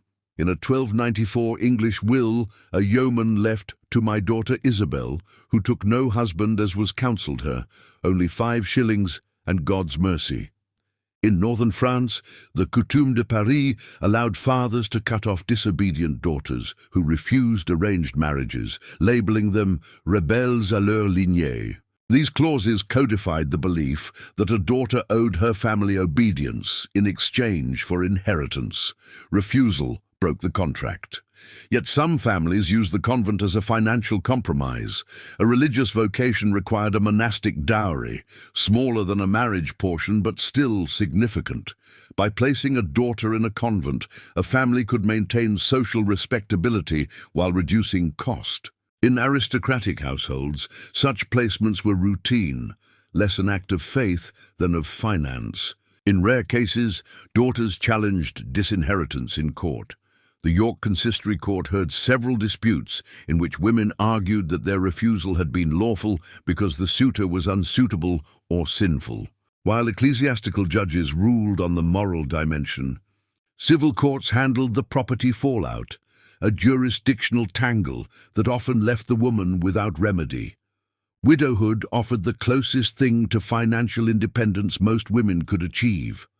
A widow, unlike an unmarried maiden, controlled her dower lands outright and could trade, lend or sue in her own name. Many deliberately avoided remarriage to preserve that autonomy. Records from the English city of York in the late 14th century list numerous widows conducting business, lending money, renting houses, and managing workshops. One, Agnes de la Pole, lent funds to the city government itself. Others served as executors of wills and guardians of minors. The widow's independence made her both respected and resented, an honest woman who did not need a man's license to act. But widowhood was double-edged. Without heirs or strong kin networks, many widows fell into poverty once their dower expired. The Church praised them for chastity, but discouraged them from managing wealth too freely. Clerical writers like Thomas Aquinas warned that widows were prone to avarice and should live in modesty. Municipal statutes often restricted widows' economic activity, requiring male agents for large transactions. Unmarried women without family support had to make their own way and money. Many did so through small-scale commerce. Town records show single women leasing stalls in marketplaces, selling bread, cloth, or ale. In Norwich's Leet Court Rolls, 1390s, women appear as brewers, midwives, and hucksters. They face double taxation, paying both civic and guild fees without the benefit of a husband's membership. Ale brewing, one of the few crafts dominated by women, exemplified their economic ingenuity. Judith Bennett's study of medieval brewsters shows that single women ran profitable taverns across England until male guilds restricted them in the 15th century. The Church tolerated brewing as honest work, but preachers often mocked alewives in sermons as greedy or lustful, a moral veil over economic competition. Textile production also provided employment. Spinners, weavers, and seamstresses were essential to the cloth industry, particularly in Flanders and England, yet wages were meagre, and guild exclusion left most working single women in precarious poverty. Their labor fueled urban economies, but earned little social recognition. Economic vulnerability translated into moral danger. The Church's suspicion of single women as potential sinners intertwined with their financial insecurity. Sermons warned that idleness led to temptation, a coded way of urging poor women to marry or enter service. Charitable institutions, such as hospitals and almshouses, sometimes required female residents to vow chastity, effectively transforming poverty relief into quasi-religious discipline. In some towns, the civic authorities instituted dowry funds for poor girls to encourage marriage and prevent prostitution. Venice's Scuola di Santa Maria della Carità, founded 1260, gave annual dowries to honest maidens without fathers. Such charities had an explicit moral aim to convert potential spinsters into wives. The unmarried woman, if left unsupported, threatened both the economy and the soul of the city, and yet some women learned to turn the system's own logic against it. In London's court rolls, a widow named Johanna Hill, 1408, refused a second marriage arranged by her sons, declaring that a woman's goods are her own when her lord is gone. She rewrote her will to leave her property to nieces and godchildren rather than male heirs. Similarly, merchant daughters in Italian cities sometimes used convent dowries as bargaining tools, entering religious life temporarily and later rejoining the world with their assets intact. A few noblewomen wielded even greater financial power. Christine de Pizan, 1364-1430, widow of a royal secretary, supported her family through writing and political patronage, an extraordinary feat in a male-dominated world. Her treatise, The Book of the City of Ladies argued that women's virtue and intellect deserved recognition equal to men's wealth. Her life exemplified economic resistance. Through intellect, she turned dowry dependence into literary income. Inheritance laws varied by region, but almost everywhere the unmarried woman stood at a disadvantage. In England, under primogeniture, land passed to sons. Daughters received movable goods or token payments.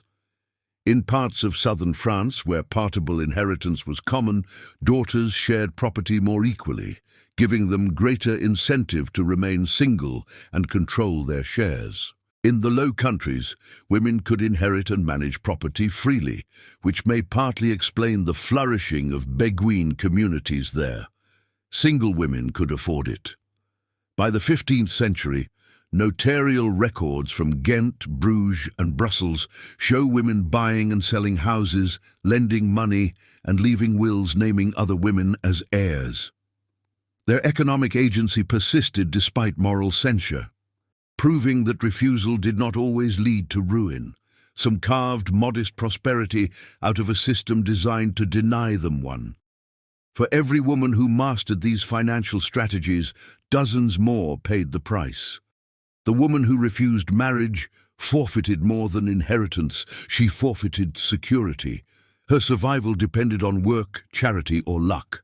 Yet the endurance of spinsters, widows, and businesswomen across medieval Europe suggests that economic exclusion never fully achieved its goal. The dowry system sought to make women's futures dependent on men. Instead, it produced a shadow economy of female labor, lending, and mutual aid, invisible to chroniclers but vital to survival. Refusal carried cost, but also creativity. Through ledgers, wills, and quiet bargains, unmarried women redefined wealth itself, not as property held, but as independence earned. For medieval theologians, the unmarried woman was both promise and peril, a soul freed from carnal sin, yet untethered from the safeguards of hierarchy. In her chastity lay the image of spiritual perfection, in her independence, the seed of rebellion.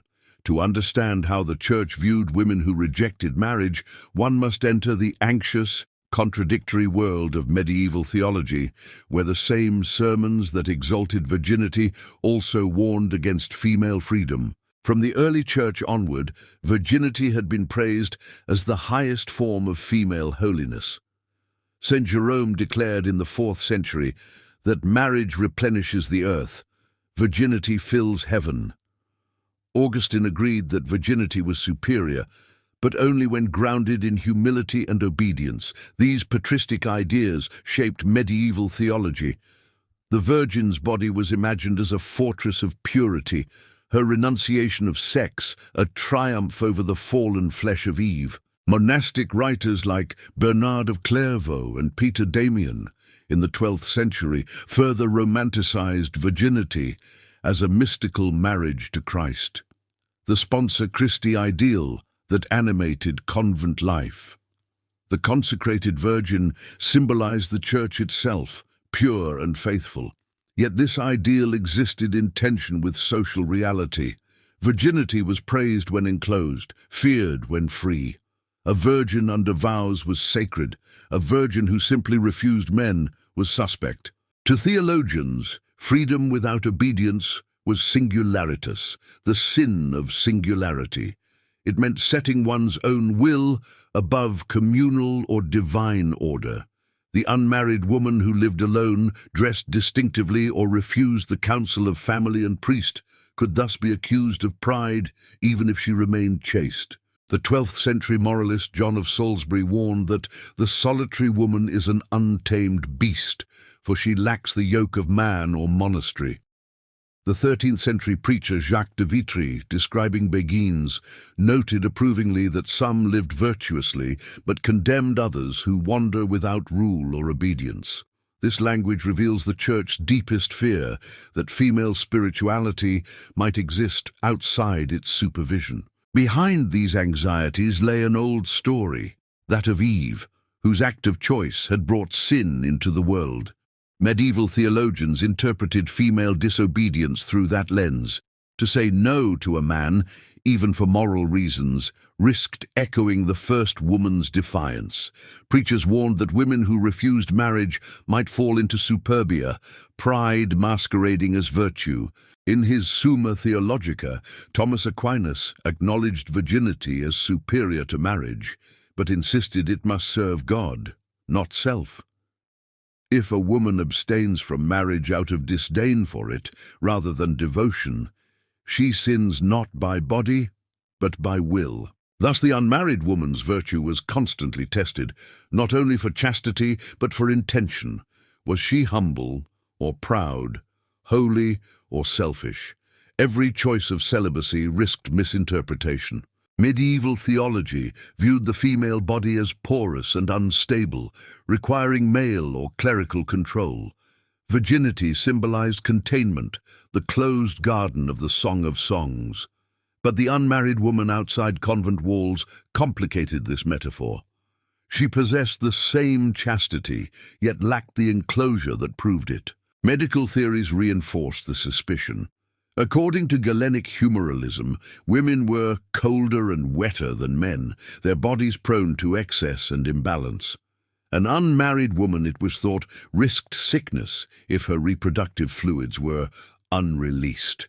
Physicians like Trotula of Salerno warned of the suffocation of the womb, a condition supposedly cured by marriage or menstruation.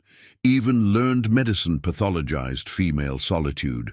Preachers turned such theories into moral warnings. Sermons described solitary women as special targets of the devil. The Malleus Maleficarum, 1487, would later codify this belief, claiming that women's weakness made them the devil's gateway. But the association was older. In a 13th century sermon collection, a friar told of a maiden who lived alone to preserve her chastity, only to be deceived by a demon disguised as an angel. Her fall served as a cautionary tale against unregulated piety. Such stories blurred spiritual independence with danger. The woman who refused marriage might become a saint or a witch. The difference lay in who told her story. Despite its anxiety, the Church could not suppress unmarried women entirely. The reality of social imbalance, widows, orphans, surplus daughters, made them unavoidable. Local clergy developed pragmatic accommodations. Some women took private vows of chastity before a priest without joining an order. Others lived as devout women, mulieres religiosae, attached to parish churches. They prayed, fasted, and worked for charity under loose supervision. By tolerating such arrangements, the Church quietly admitted that not all holiness could be institutionalized. Theologians like Jean Gerson, 1363-1429, recognized the sincerity of lay female devotion, but urged bishops to guide it, lest zeal turn to heresy. His caution reflected an old fear: ungoverned virtue was only a step from error. The Church sought to resolve its discomfort through metaphor. If a woman would not belong to a man, she could belong to Christ.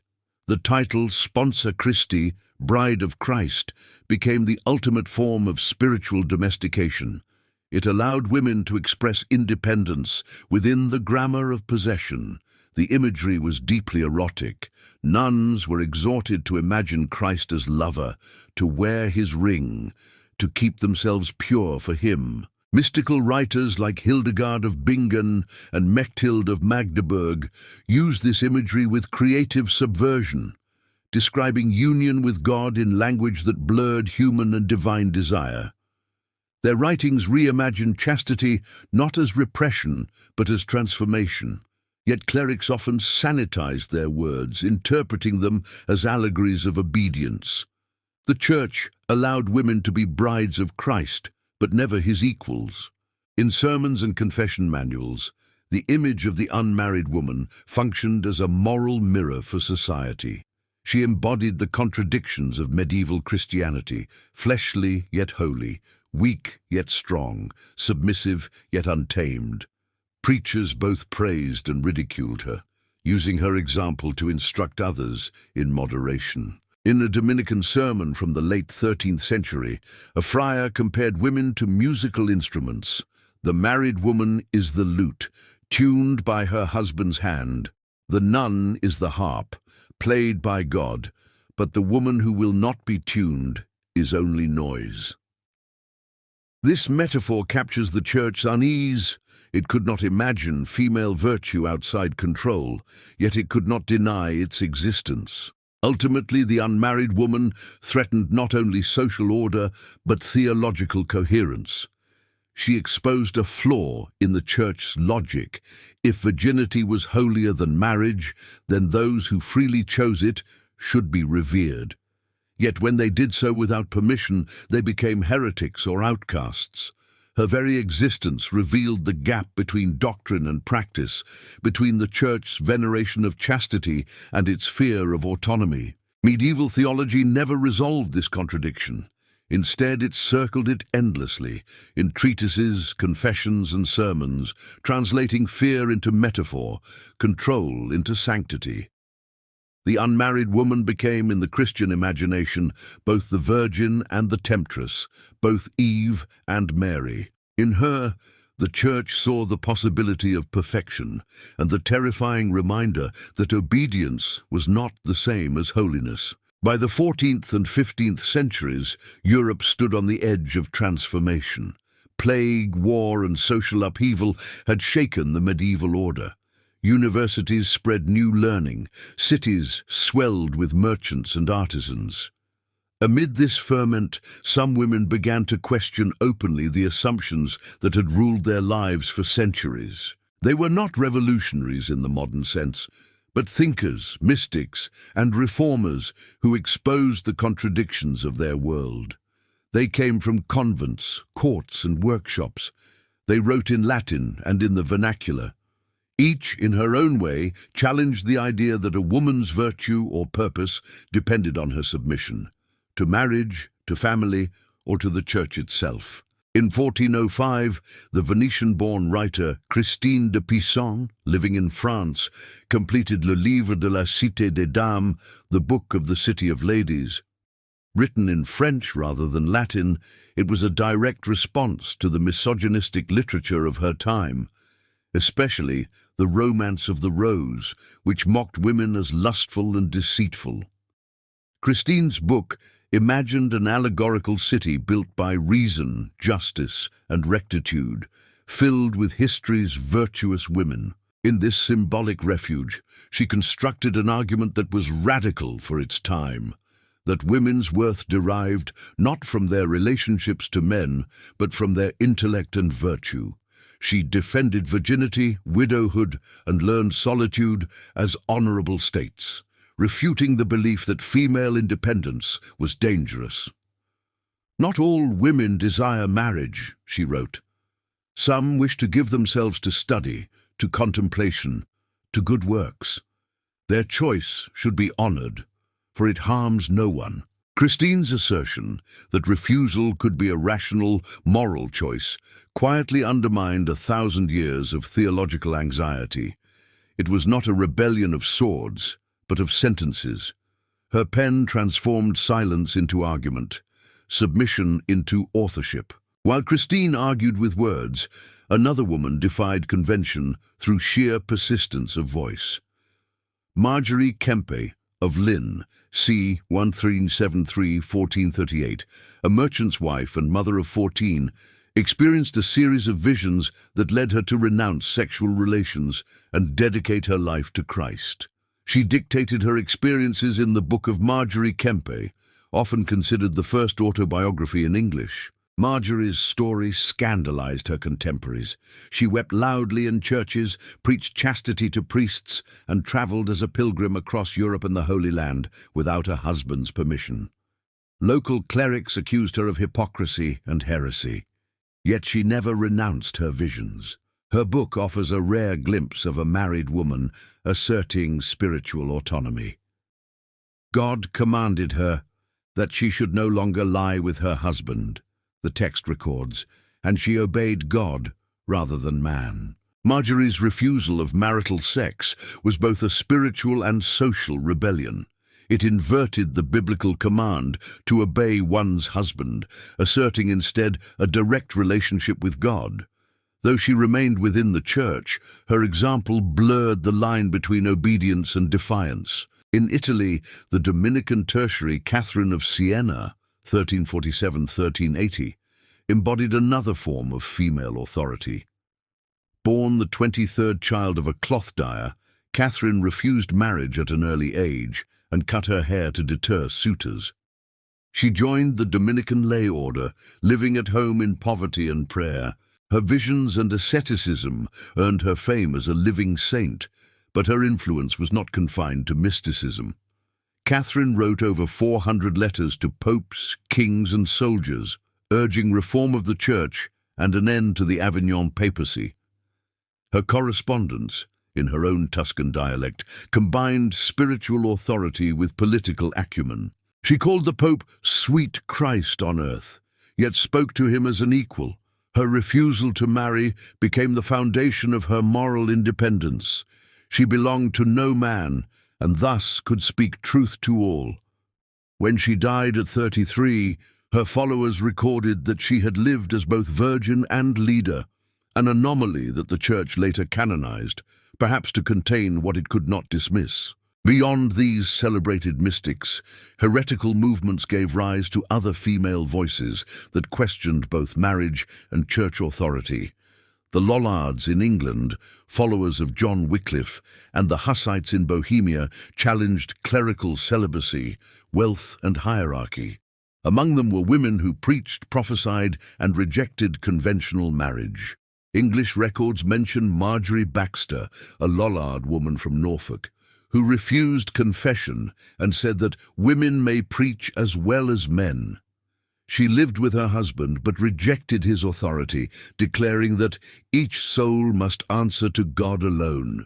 Tried for heresy in 1429, she recanted to avoid execution, but her testimony survives as proof of how lay spirituality empowered women's voices. Similarly, Hussite women in Prague held gatherings where they read scripture and debated theology, an unprecedented act of literacy and leadership. The Church branded them heretics, but their defiance anticipated the later Protestant emphasis on personal conscience. Even within convents, some women began to reinterpret obedience itself. In 15th century Germany, Gertrude of Helfta, Margareta Ebner, and Dorothea of Montau recorded ecstatic experiences in which they spoke directly with Christ.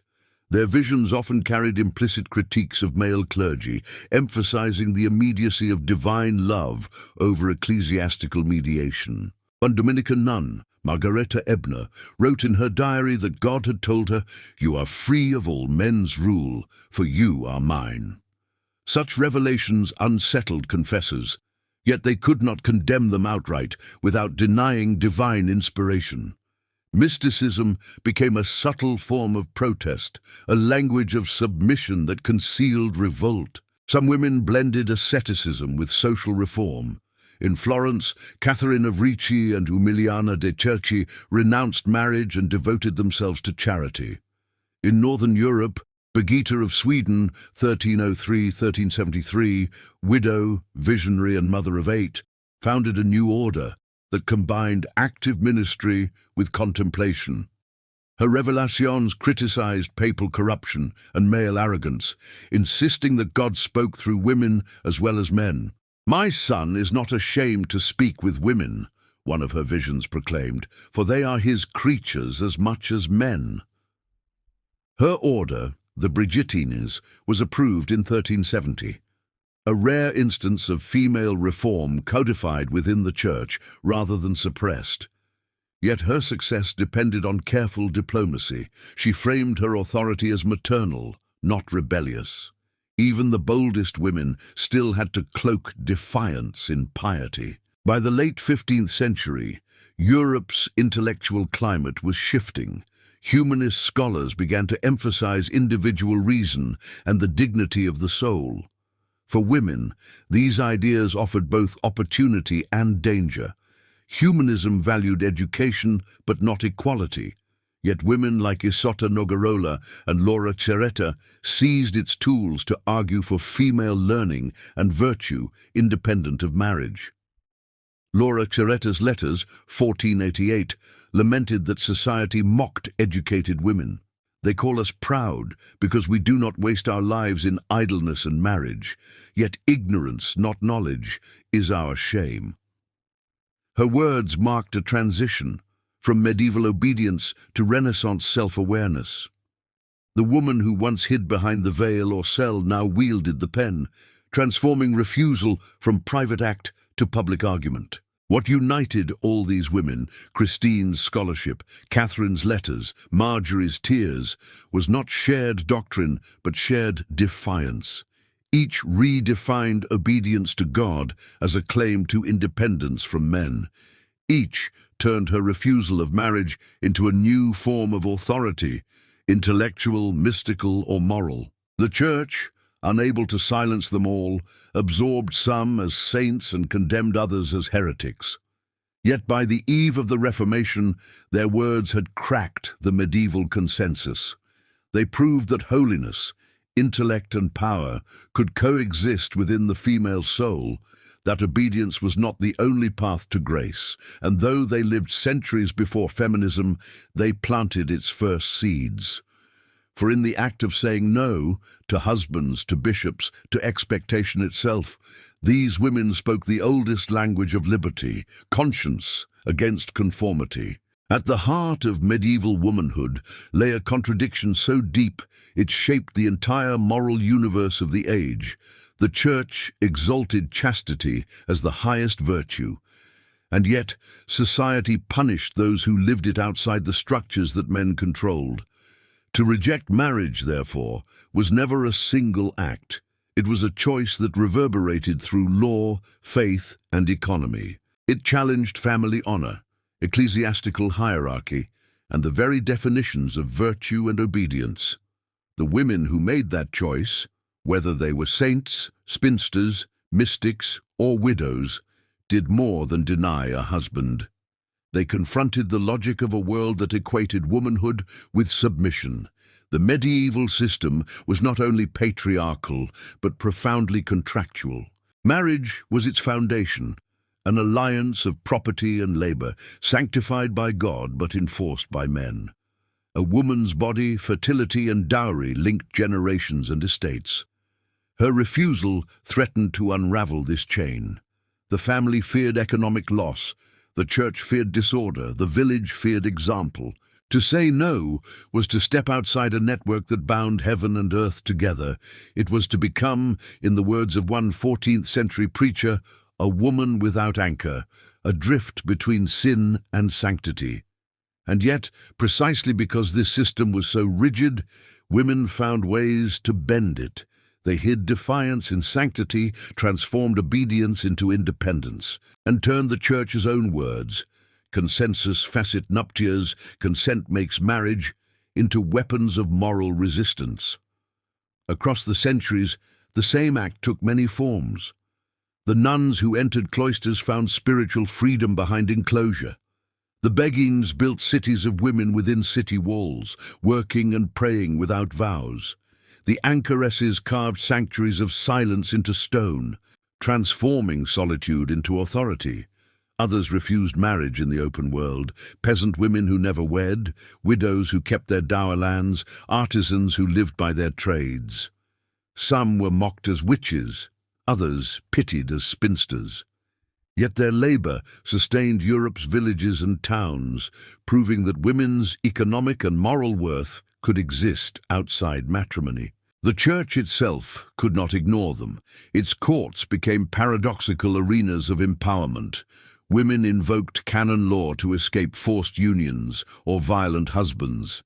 Consent, the one theological principle meant to sanctify marriage, became a loophole through which they asserted choice. In every layer of society, refusal reappeared as a quiet, persistent act. In the whispered no before the altar, in the sealed cell of the anchoress, in the unclaimed dowry, in the widow's ledger, in the mystic's vision. Yet freedom never came without suspicion. The same culture that revered virgin martyrs burned independent mystics as heretics. The difference between saint and sinner was not the act of refusal, but the approval of authority. When a woman rejected marriage for God, like Catherine of Siena or Clare of Assisi, she could be canonized. When she rejected it for herself, like Marguerite Porete or an unwed artisan in Bruges, she risked fire or ridicule. The church hierarchy transformed autonomy into sanctity only when it served its order. This tension produced one of the strangest paradoxes in Western thought, that the highest ideal of womanhood, the Virgin Mary, was herself unmarried, silent and pure, yet her example was used to enforce the very obedience she transcended.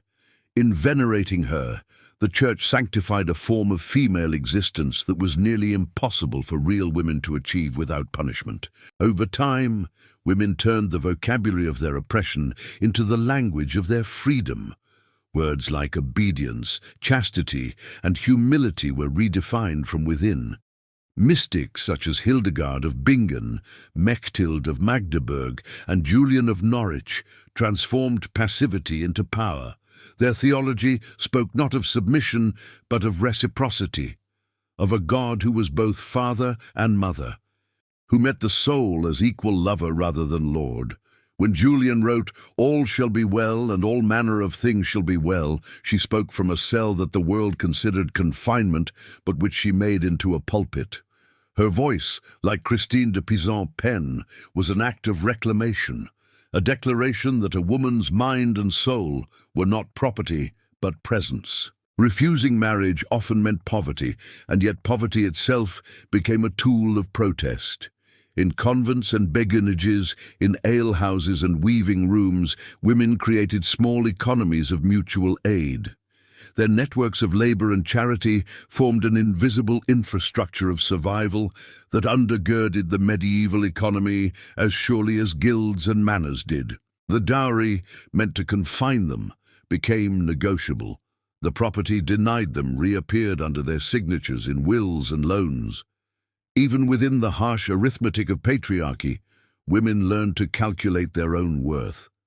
The unmarried brewer, the widow merchant, the nun accountant, these were the quiet mathematicians of endurance. The Church's anxiety about female autonomy did not vanish.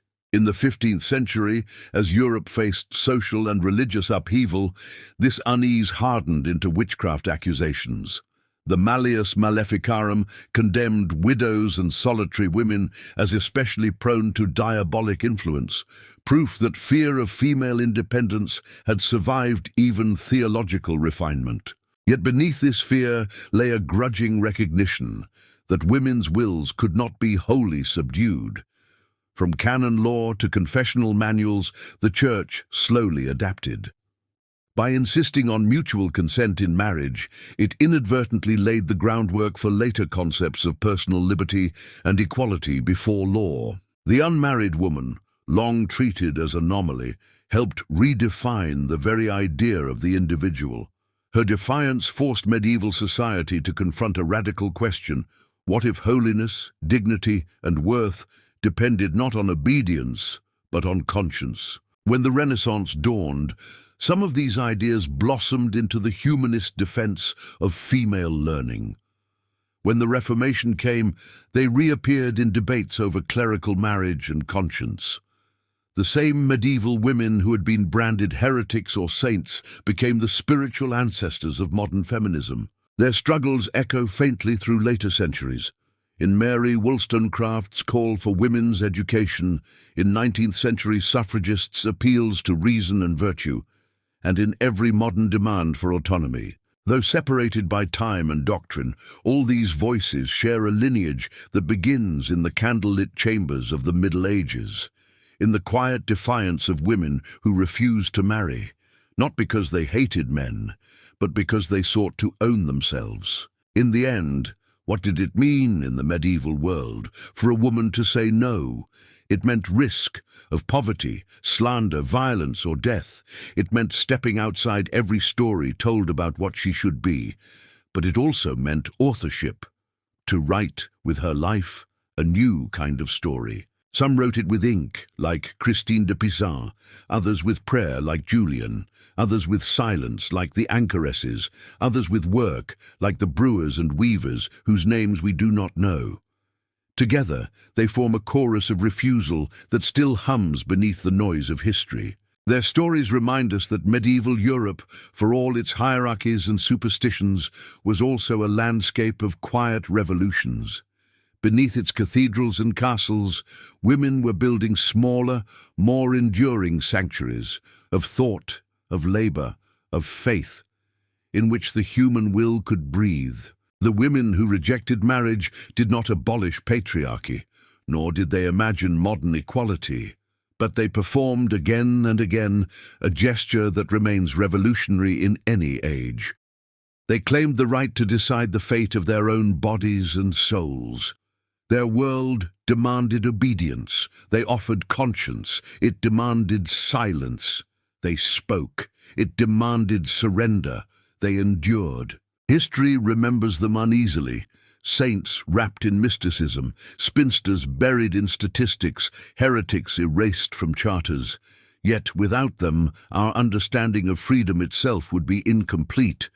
They taught Europe that the capacity to refuse is as sacred as the capacity to obey, that the no which costs everything can also redeem. And perhaps that is the final paradox of their legacy, that in the very world which sought to define them by submission, they discovered, through faith, intellect, and courage, the oldest form of power, the power to choose.